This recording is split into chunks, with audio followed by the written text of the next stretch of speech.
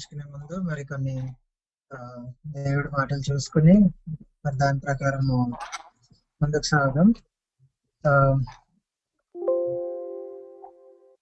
ఫిలిప్పీయులకు రాసిన పత్రిక 2వ అధ్యాయం. ఫిలిప్పీయులకు రాసిన పత్రిక 2వ అధ్యాయం 1 నుంచి 11 వరకు. ఎవరైనా దయచేసి తెలుగులో చదవండి. కావున క్రీస్తునందు ఏ హెచ్చరిక అయినను, ప్రేమ వలన ఆదరణ అయినను, ఆత్మయందు ఏ సహవాసమైనను, ఏ దయారసమైనను, వాత్సల్యమైనను ఉన్న ఎడల మీరు ఏక మనస్కులగునట్టుగా ఏక ప్రేమ కలిగి ఏక భావము గలవారుగా ఉండి ఒక్కదాని యందే మనసుంచుచు నా సంతోషమును సంపూర్ణము చేయుడి. కక్ష చేతనైనను వృధాతిశయము చేతనైనను ఏమీయూ చేయక వినయమైన మనస్సు గలవారై ఒకరినొకడు తనకంటే యోగ్యుడని ఎంచుచు మీలో ప్రతి వాడును తన సొంత కార్యములను మాత్రమే కాక ఇతరుల కార్యములను కూడా చూడవలెను. క్రీస్తు యేసునకు కలిగిన ఈ మనస్సు మీరును కలిగి ఉండుడి. ఆయన దేవుని స్వరూపము కలిగిన వాడై ఉండి దేవునితో సమానముగా ఉండుట విడిచిపెట్టకూడని భాగ్యమని ఎంచుకొనలేదు, కానీ మనుషుల పోలికగా పుట్టి దాసుని స్వరూపమును ధరించుకొని తన్ను తానే రిక్తిగా చేసుకొనెను. మరియు ఆయన ఆకారమందు మనుష్యుడుగా కనబడి మరణము పొందునంతగా, అనగా శిలువ మరణము పొందునంతగా విధేయత చూపిన వాడై తన్ను తాను తగ్గించుకొనెను. అందుచేతను పరలోకమందున్న వారిలో గాని, భూమి మీద ఉన్న వారిలో గాని, భూమి క్రింద ఉన్న వారిలో గాని ప్రతి వాని మోకాలును యేసు నామమున వంగునట్లును, ప్రతి వాని నాలుకయు తండ్రి అయిన దేవుని మహిమార్థమై యేసుక్రీస్తు ప్రభువని ఒప్పుకొనున్నట్లును దేవుడు ఆయనను అధికముగా హెచ్చించి ప్రతి నామమునకు పై నామమును ఆయనకు అనుగ్రహించెను. Thank you sister. ఇంకా ప్రార్థన చేసుకున్నాము.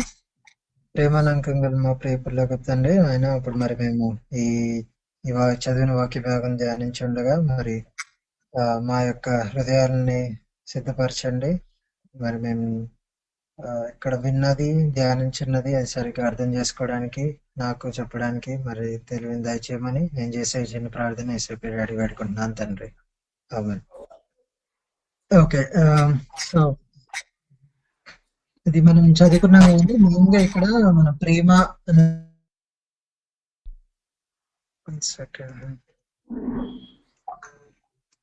ఓకే ప్రేమ అనే కాన్సెప్ట్ గురించి మనము చూస్తాం. సో ఫస్ట్ మొదటి వచనంలో మనం ఏం చేస్తాం, సో ఇక్కడ మనం ఇది ఎలా రాశారు అనేది మనం ఒకసారి చూసుకుందాం. ఏముంది ఇక్కడ, కావున క్రీస్తునందు ఏ హెచ్చరిక అయినను, ప్రేమ వలన ఆదరణమైనను, ఆత్మయంది ఏ సహవాసమైనను, ఏ దయారసమైనను, వాత్సల్యమైనను ఉన్న ఎడల.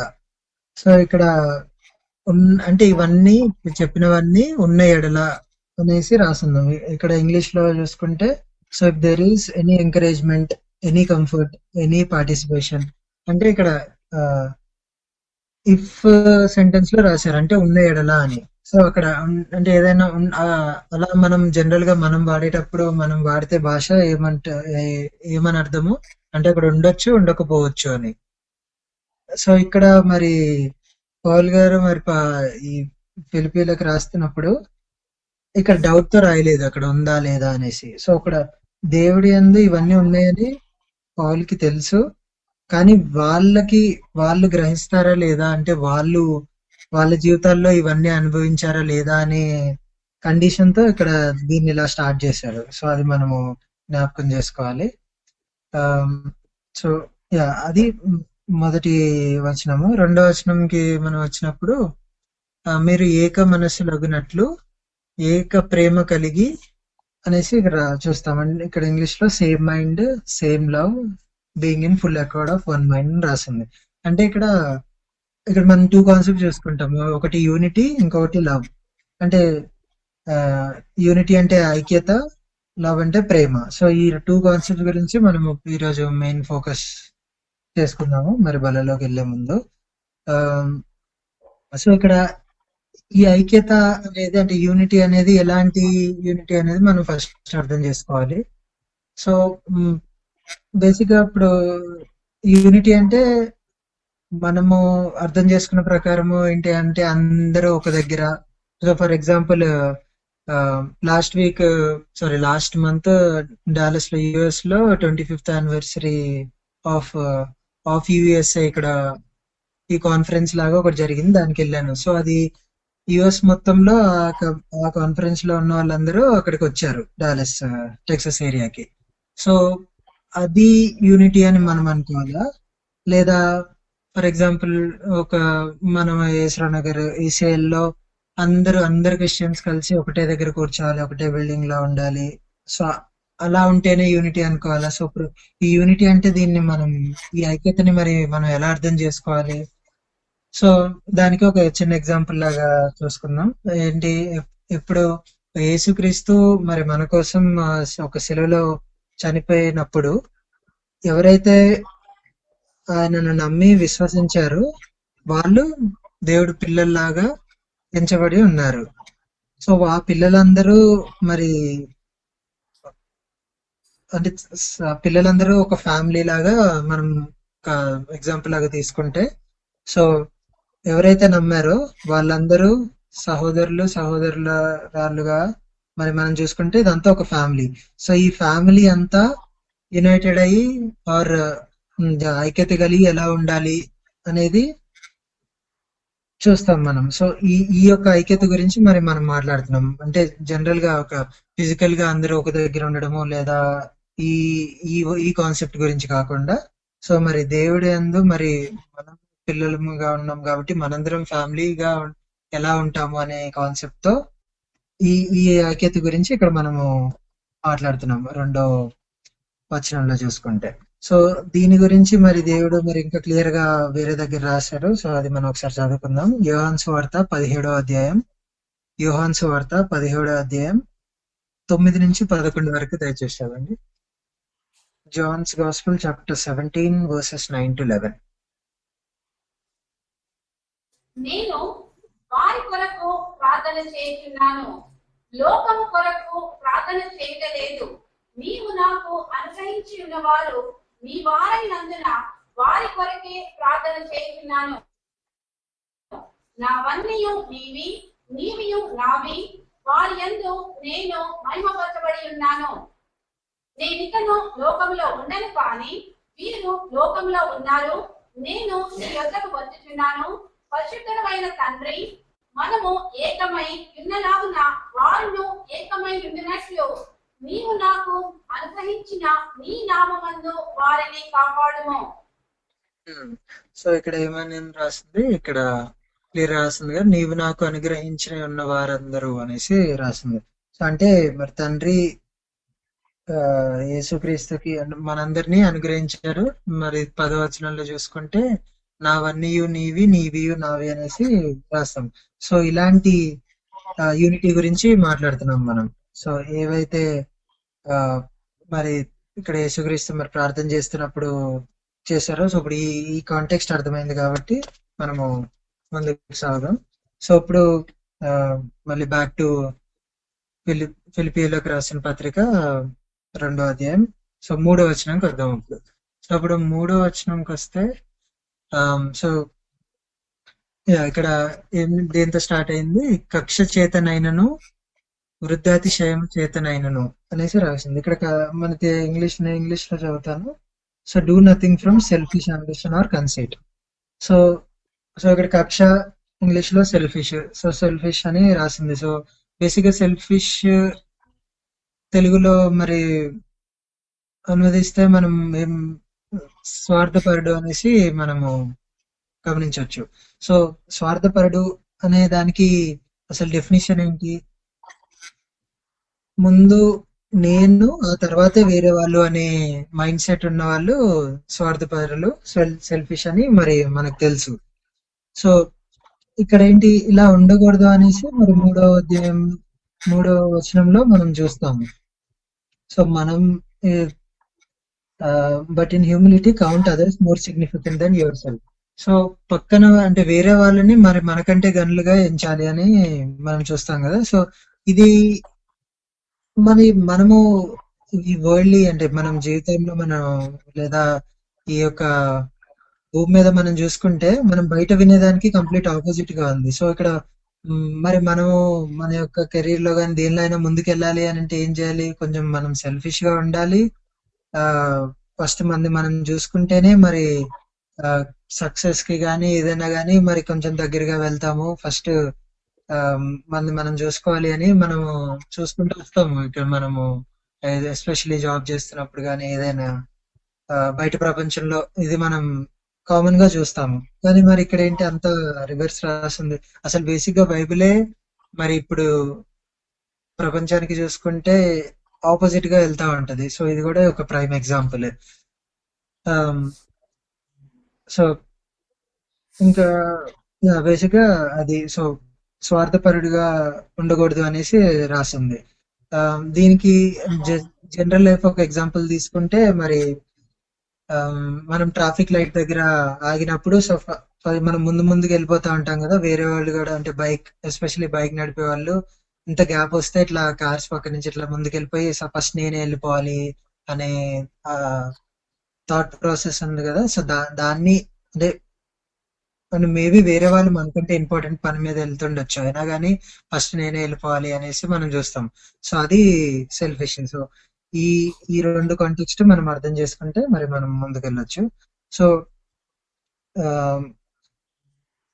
సో ఇది మన ప్రపంచంలో నేర్చుకునే కక్ష గాని సెల్ఫిష్ స్వార్థపడడం అనేది మనం ఇక్కడ నేర్చుకుంటాం. సో దీన్ని మనము ఇంకా అర్థం చేసుకోవడానికి ఇంకో క్రాస్ రెఫరెన్స్ 1 యోహాను 4:11 దయచేసి చదవండి. 1 యోహాను 4:11 1 John chapter 4 దేవుడు మనలను ఈలాగు ప్రేమింపగా మనం ఒకరినొకడు ప్రేమింపబద్ధులమై ఉన్నాము. రైట్. సో అదే కంటెక్స్ట్ లో యోహాను సువార్త 13:34-35 చదవండి. యోహాను సువార్త 13:34-35. మీరు ఒకరినొకరు ప్రేమింపవలెనని మీకు క్రొత్త ఆజ్ఞ ఇచ్చుచున్నాను. నేను మిమ్మును ప్రేమించినట్టే మీరును ఒకరినొకరు ప్రేమింపవలెను. మీరు ఒకడు ప్రేమ గల వారైన ఎడల దీన్ని బట్టి మీరు నా శిష్యులని అందరూ తెలుసుకొనగలెను. సో ఇక్కడ మరి క్లియర్ గా చూస్తాం కదా. సో మరి ప్రేమ ఒకరిని కంటే ఒకరు తగ్గించండి వేరే వాళ్ళు గనులుగా ఎంచుకోవడం అనేది ఇక్కడ మనం క్లియర్ గా ఈ 2 పాయింట్స్ లో మరి మనం చూసాము. అది ఇక్కడ 34లో చూసుకుంటే న్యూ కమాండ్మెంట్ అంటారు. సో అదొక కొత్త ఆజ్ఞ లాగా కూడా మరి దేవుడు మనకి ఇచ్చాడు. సో ఈ సెల్ఫిష్ అంబిషన్స్ నుంచి మనము ఆపోజిట్ గా మరి దేవుడు మనకి చెప్తున్నాడు. అదొక కమాండ్మెంట్, అదొక ఆజ్ఞ లాగా కూడా మరి ఇక్కడ మనం ఇక్కడ చెప్తున్నారు. సో మరి మనం జ్ఞాపకం చేసుకోవాలి. సో ఇక్కడ మరి 35లో చూసుకుంటే ఎస్పెషలీ మీరు ఒకని ఎడలో ఒకడు ప్రేమ కలిగిన వారైన ఎడల దీన్ని బట్టి మీరు నా శిష్యులందరూ అని తెలుసుకున్నాం అని రాసింది ఇక్కడ. సో ఇక్కడ బేసిక్ సో ఏం రాసింది అంటే ప్రేమ చూపించకపోతే నా శిష్యులు కాదు అని చెప్పలేదు. ప్రేమ చూపించినప్పుడు నా శిష్యులు అని అందరూ తెలుసుకుందరు అని రాసింది. సో ఒక్కొక్కసారి మన క్రిస్టియన్ లైఫ్ లో కూడా మనకి ప్రతిసారి అంత ప్రేమతో మనం ఉండడానికి ట్రై చేసిన కొన్ని సిచ్యువేషన్స్ లో పాసిబుల్ కాదు. అది మనందరికీ తెలిసిన విషయమే. సో కానీ మనం దాన్ని చూపించినప్పుడు మరి దాన్ని మనము అనుసరించినప్పుడు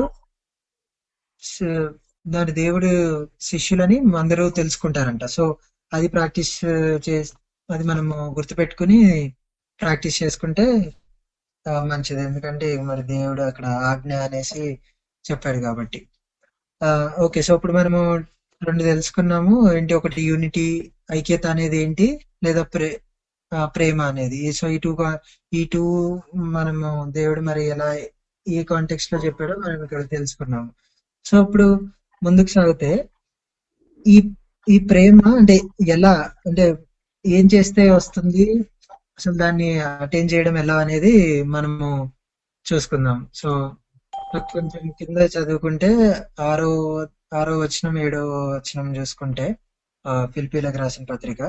సో మరి ఆరో వచనంలో ఏముంది, ఆయన దేవుని స్వారూప్యము కలిగిన వాడై ఉండి దేవునితో సమానముగా ఉండుట విడిచిపెట్టకూడదని భాగ్యమని ఎంచలేదు కానీ. సో సో మరి దేవుడి స్వరూపంతో ఉండి, సో మరి దేవుడితో సమానంగా మరి ఎంచలేదంట. సో మరి మరి యేసుక్రీస్తు మరి మరి భూమి మీదకి వచ్చినప్పుడు మరి ఆప్షన్ ఉండే ఉంటది. అంటే వచ్చి అంటే మరి దేవుడితో సమానంగా వచ్చి మరి అందరికి మరి భూమి మీదకి వచ్చి మన అందరికి ఇట్లా రివీల్ చేస్తే ఇంకా ఈజీగా ఉండేదేమో. సో బట్ దేవుడు ఆ పాత్ చూస్ చేసుకోలేదు. అది చాలా ఈజీ పాత్ అని మనందరికీ తెలుసు. సో ఏ అది అలా కాకుండా మరి దేవుడితో సమానంగా కాకుండా తగ్గించుకుని వచ్చాడని మనం చూస్తాం. ఎలా తగ్గించుకుని వచ్చారు మరి ఏడో వచనం చూస్తే మనకు అర్థమవుతుంది. మనుషుల పోలికగా మనుషుల పోలికగా పుట్టి దేవుని స్వరూపమును ధరించుకొని తన్ను తాను రిక్తునిగా చేసుకొనెను అని రాసింది. సో మీకు రిక్తునిగా చేసుకున్న అనేసి అంటే అర్థం తెలుసా? నేను ఇంగ్లీష్ లో చదువుతాను, బట్ ఎంటీడ్ హిమ్సెల్ఫ్ అని రాసింది. సో ఎంటీ అంటే ఏంటి? ఎంటీ అంటే అసలు ఏమీ లేకపోవడం కదా. సో అంటే మన ఏదైతే ఉందో మరి దేవుడికి ఏదైతే ఆధిక్యత, మరి ఏదైతే దేవుడితో సమానంగా ఉన్నాడో మరి యేసుక్రీస్తు, మరి ఆ పొజిషన్ ని వదిలేసి రావడం అంటే ఎంటీడ్ హిమ్సెల్ఫ్ అని ఇక్కడ ఇంగ్లీష్ లో ఇంకా క్లియర్ గా రాసింది మనకి అర్థం కావడానికి. సో ఎంటీడ్ హిమ్సెల్ఫ్ అనేది మనము అర్థం చేసుకోవాలి. ఎలా? దాసుని స్వారూప్యంలో వచ్చారంట మరి, in the form of a servant. So అసలు అంటే అంత తగ్గించుకుని మరి వచ్చాడు. సో ఎందుకు మరి దేవుడు మరి మన యందు ఆ ప్రేమని వ్యక్తపరచడానికి అలా తగ్గించుకుని వచ్చాడు. సో మరి మనం కూడా మరి వేరే వాళ్ళకి మనం మన యొక్క ప్రేమ ఇందాక ఏదైతే దేవుడు ఆజ్ఞలాగా మనకి ఇచ్చారో మరి యోహాను సువార్తలో చదువుకున్నామో, సో మరి దాన్ని మనము ఆ ఆజ్ఞను పాటించాలంటే మరి ఇక్కడ దేవుడు ఏదైతే మన ముందు ఎగ్జాంపుల్ గా వచ్చాడో, తను తాను రిక్తునిగా చేసుకొని వచ్చారో, సో అది అలాంటి క్యారెక్టరిస్టిక్ కలిగి మరి మనం ఉన్నప్పుడే మరి ఆ యొక్క ప్రేమని మరి మన నైబర్స్ కి లేదా మన తోటి సహోదరురాలకి మరి మనము వ్యక్తపరచగలుగుతాము. ఇంకోటి బేసిక్ గా మనకి ఈ ప్రేమను ప్రకటించము బేసిక్ గా చాలా కష్టం. ఎందుకంటే మనం ఒక వల్నరబుల్ పొజిషన్ లో ఉంటాం. బేసిక్ గా వల్నరబుల్ అని చెప్పి డైరెక్ట్ గా తెలుగులోకి ట్రాన్స్లేట్ చేస్తే హానికరం అని వస్తుంది, కానీ వల్నరబుల్ అంటే అదొక పొజిషన్. సో మన ఎగ్జాంపుల్ గా చూసుకుంటే మరి మనము ఎవరినైతే ఒక ప్రేమిద్దామని చెప్పి ఒక సహోదరునితో మనకి ఏదైనా టర్మ్స్ బాగాలేకపోతే మరి మనం దాన్ని సరి చేసుకుందామని మరి మాట్లాడినప్పుడు అటు నుంచి రిజెక్షన్ ఎప్పుడైతే వస్తుందో మనము ఆ పొజిషన్ మనం చాలా వల్నరబుల్ ఉంటాము. సో దాన్ని తీసుకొని పొజిషన్ లో ఉంటాము. సో అది మనకి బాధ కలిగిస్తుంది. సో అలాంటి బాధని మనము అనుభవించకూడదని ఒక్కొక్కసారి మనం ప్రేమించడం కూడా మానేస్తాము. సో కానీ మరి దేవుడు, మనం నెక్స్ట్ వర్షన్ లో చదువుకుంటే మనకి ఇంకా అర్థమవుతుంది, కానీ మరి దేవుడు మనల్ని అంటే మనం బాధపడినా ప్రేమించండి అనే ఈ యొక్క కమాండ్మెంట్ ని మరి మనం ఇక్కడ దేవుడు మనకి ఇస్తున్నాడు. సో యా సో మనము బాధ కలిగినా, మనకి హర్ట్ అయినా కానీ మన దేవుడు మనల్ని ఎలా అయితే ప్రేమించాడో సో మనం కూడా అలా ప్రేమించాలి అనేసి ఇక్కడ మనము చూసుకుంటాం. సో మరి దేవుడు మనల్ని ఎలా ప్రేమించాడు అనేసి మనం నెక్స్ట్ వర్షన్ లో చదువుకుంటే అర్థమవుతుంది. ఎట్లా? 8వ వచనంలో మరియు ఆయన అది 8వ వచనం చదవండి దయచేసి ఎవరైనా. మరియు ఆయన ఆకారమందు మనుష్యుడిగా కనబడి మరణము పొందునంతగా అనగా శిలువ మరణము పొందునంతగా విధేయత చూపిన వాడై తన్ను తాను తగ్గించుకొనెను. సో ఎంత తగ్గించుకున్నారంట, ఎంత విధేయత చూపించారంట. ఇది ఫస్ట్ మనం చూసుకున్నది ఏంటి, దేవుడితో సమానుడైనా గాని మనిషి రూపంలో వచ్చాడు. అదే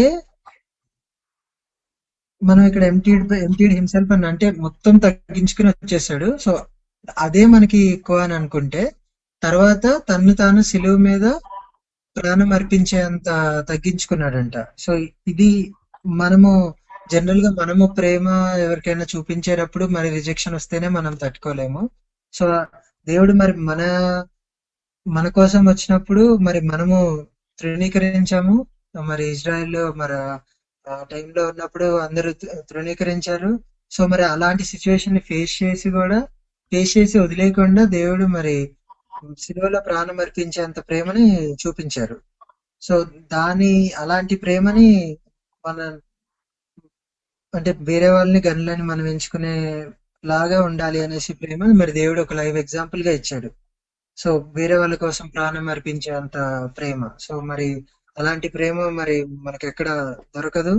సో దీన్ని మనము జ్ఞాపకం చేసుకోవాలి.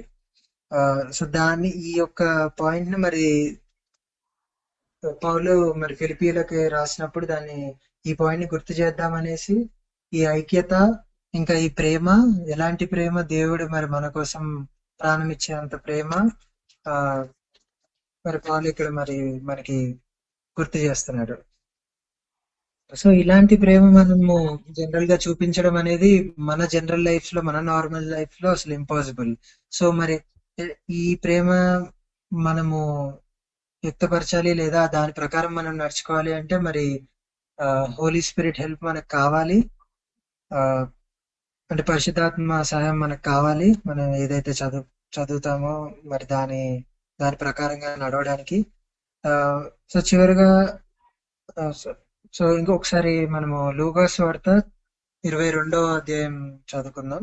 లూకాసు వార్త 22వ అధ్యాయం 25 నుంచి 27 వరకు ఒకసారి చదవండి.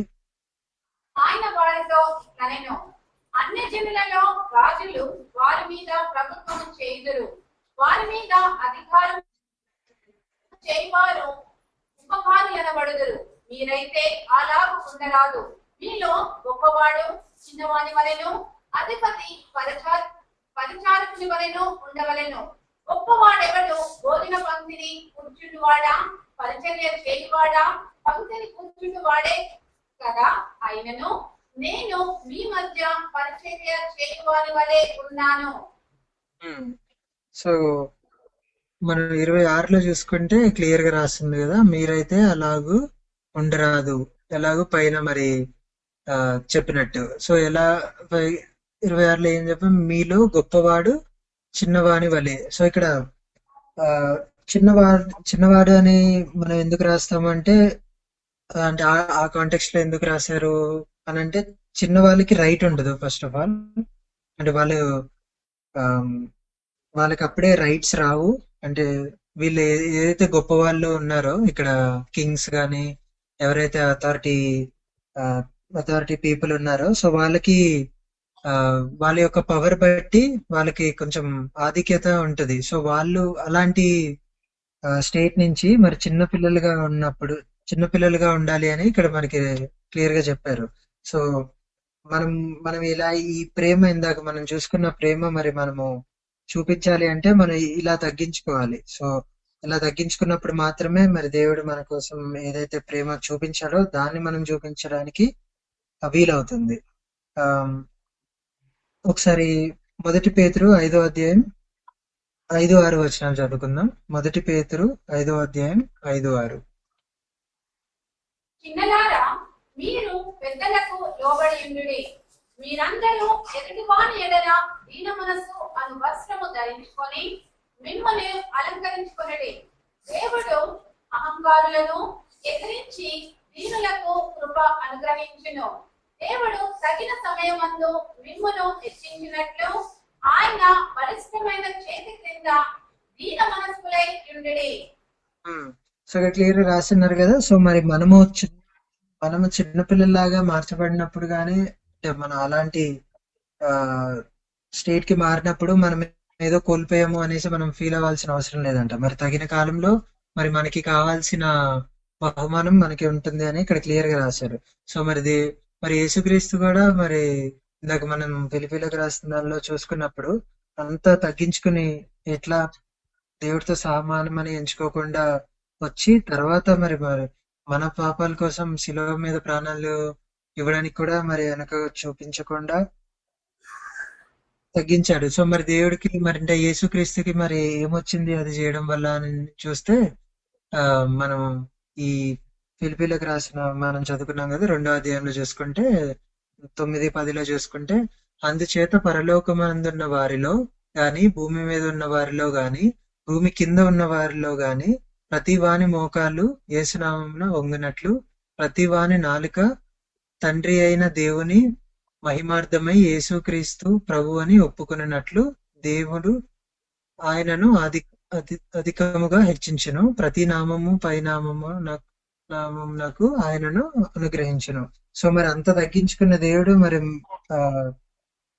తండ్రి ఎంతైతే ఈ చివరిలో హెచ్చించారో, సో మరి మనం కూడా ఆ యొక్క ఈ ఐక్యత కలిగి సంఘంగా మరి ఆ యొక్క ప్రేమ కలిగి మరి దేవుడు ఏదైతే దేవుడు ఇంకా యాక్చువల్లీ ఇంకొక రెఫరెన్స్ మిస్ అయింది కానీ, సో మనము ప్రేమ ఎందుకు చూపించాలి అని అంటే ఫస్ట్ దేవుడు వచ్చాడు, దేవుడు మనల్ని ప్రేమించారు కాబట్టి మనం ప్రేమిస్తాం. సో ఫస్ట్ మనం ఇదంతా కొత్త ఏం కాదు, మనకి తెలియదు ఏం కాదు. దేవుడు మనకి ఒక ఎగ్జాంపుల్ గా ఉండి బ్రతికి చనిపోయి వెళ్ళాడు. సో దాన్ని ఫాలో అవ్వమనేసి ఇక్కడ క్లియర్ గా చెప్తున్నారు. సో ఇంత ప్రేమ మరి మనము మన కోసం దేవుడు చూపించాడు. దానికి రిసెంబ్లెన్స్ గా మరి మన ముందున్న బల్ల ఆయన యొక్క శరీరానికి రక్తానికి సాదృశ్యంగా ఉంది కాబట్టి ఆ ప్రేమను మనము స్వీకరిస్తున్నాము. సో మరి అలాంటి ప్రేమను మనం కూడా మరి దేవుడు ఆజ్ఞాపించినట్టు మనం కూడా వ్యక్తపరచడానికి మరి దేవుడు మనకి సహాయం చేయను గాక. అంతే.